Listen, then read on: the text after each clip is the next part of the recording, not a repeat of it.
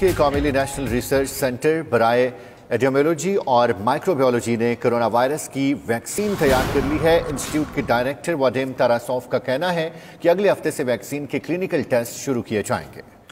दूसरी जानिब मॉस्को के मेयर सरगई सोबियानीट ने जुलाई के आगाज से पहले ही मॉस्को से लॉकडाउन के खात्मे का इंदिया दे दिया था।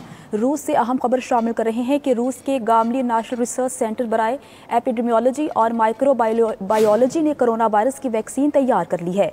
मजीद तफसीलात जानते हैं मॉस्को से हमारे नुमाइंदे शाहिद घुमन से। शाहिद, बताइएगा।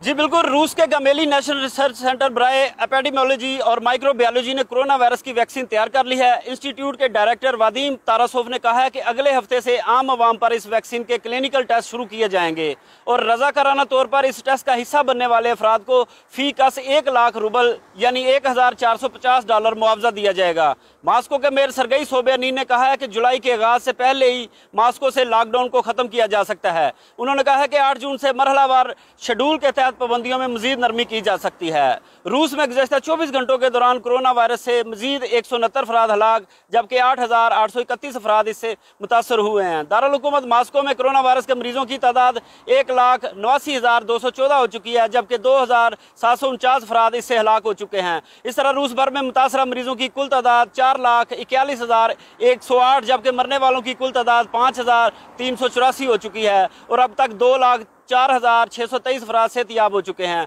सदर पुतिन ने मॉस्को के बाहर कोरोना वायरस तेजी से फैलने के पेश नज़र फौज को हुक्म दिया है कि वो ज़ाबिकाल्स्की इलाके में फौरी तौर पर एक फील्ड अस्पताल कायम करें। दूसरी जानब अमेरिका की जानब से रूस को कोरोना वायरस के मरीजों के लिए दूसरी इमदादी खेप 150 वेंटिलेटर्स अमेरिकी फौजी तैयारा के जरिए मॉस्को पहुंचा दी गई है।